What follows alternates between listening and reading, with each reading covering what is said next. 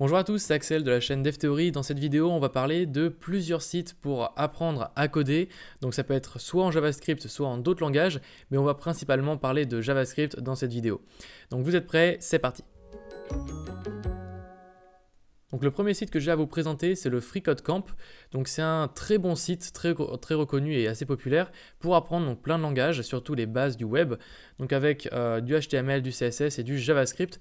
Bien sûr, vous aurez les bases avec Node.js, avec GitHub et Git, React.js ou alors D3.js, ça je l'utilise pas personnellement. Mais je sais que pour React.js et JavaScript de manière générale, vous avez de très bonnes ressources. Alors en fait, c'est un site qui est basé sur l'exercice, donc pratique.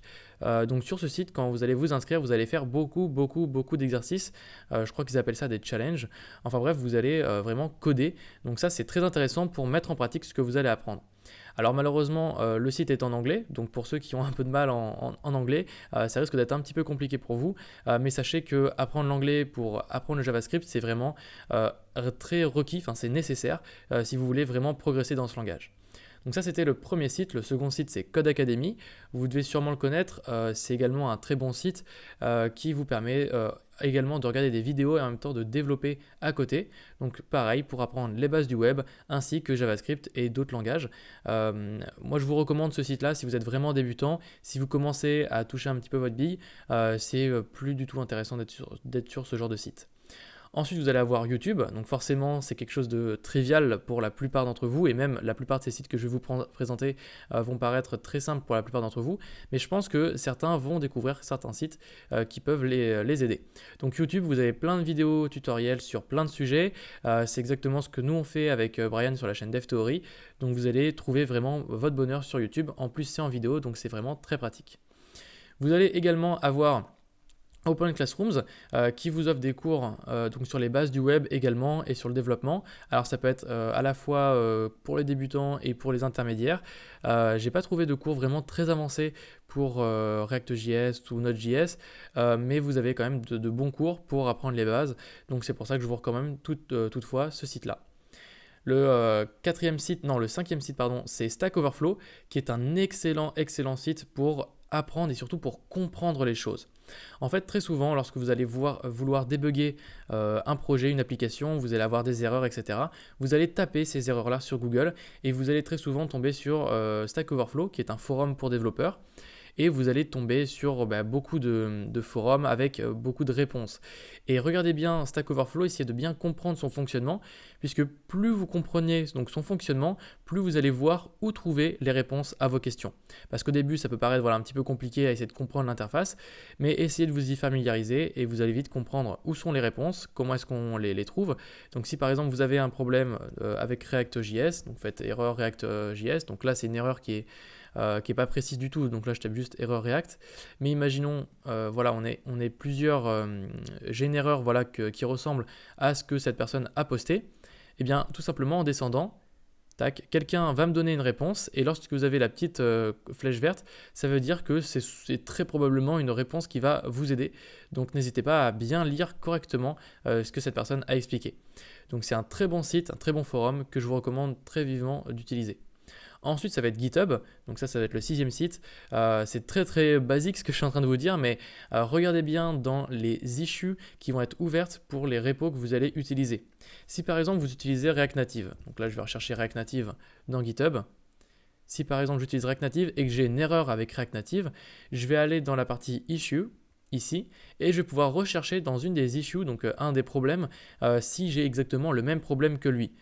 Et donc par exemple, je vais pouvoir rechercher, je sais pas moi, screen et rechercher des sujets liés aux écrans. Et dans ce cas-là, je vais avoir plein de sujets liés aux écrans, donc je vais lire les sujets et je vais voir ceux qui vont être fermés ou non. Donc ceux qui sont ouverts, c'est ceux qui n'ont pas encore été résolus, ceux qui sont fermés, c'est ceux qui ont été résolus. Donc par exemple, ici, celui-ci a été fermé, où je vais avoir la personne qui va décrire son problème et les personnes qui vont essayer de résoudre son problème là. Et en général, le fait de poster votre problème ici et également sur Stack Overflow, ça vous ouvre 2 fois plus de possibilités de réponse. D'autant plus que si vous mettez un message ici, les gens qui travaillent sur React Native pourront améliorer React Native pour simplement corriger le bug que vous aurez eu tout simplement. Donc ça c'était GitHub. Et enfin le dernier site que je vais vous présenter, c'est Medium. C'est un site qu'on ne pense pas être utile, mais finalement vous avez d'excellents articles écrits dessus, donc sur plein de sujets. C'est pas forcément du développement, mais sur le sujet du développement en particulier, vous avez d'excellents articles. Donc vous pouvez taper par exemple JavaScript et vous allez tomber donc sur plein d'articles sur JavaScript qui vont être très intéressants.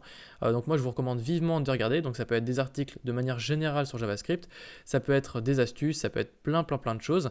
Par exemple le coût de JavaScript en 2018.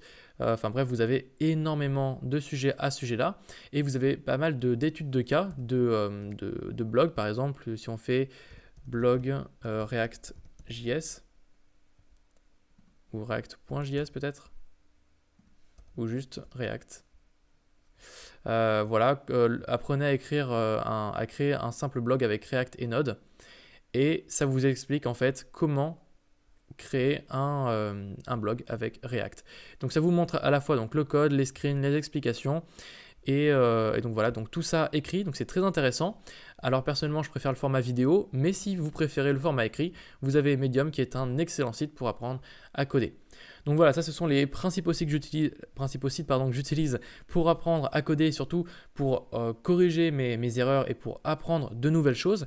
C'est surtout pour comprendre en fait que je vais utiliser Medium, GitHub et Stack Overflow. Le reste c'est plus pour de la découverte et pour apprendre, mais pour comprendre des erreurs ou pour comprendre des concepts en particulier, Medium, GitHub et Stack Overflow encore une fois sont pour moi les meilleurs sites.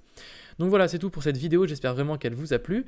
Si vous avez des suggestions de sites, n'hésitez pas à les mettre en commentaire. Donc si vous avez des sites innovants ou alors des sites que vous suivez depuis longtemps, des blogs, etc., n'hésitez pas à les mettre en commentaire, ça permettra d'enrichir cette vidéo. Et si vous n'êtes toujours pas abonné à la chaîne YouTube, n'hésitez pas à vous abonner bien sûr. Et vous avez un lien vers notre ebook qu'on a écrit avec Brian concernant les 6 erreurs en JavaScript à absolument éviter. Donc si ça vous intéresse, n'hésitez pas à le télécharger. Et on se retrouve dans une prochaine vidéo. À bientôt.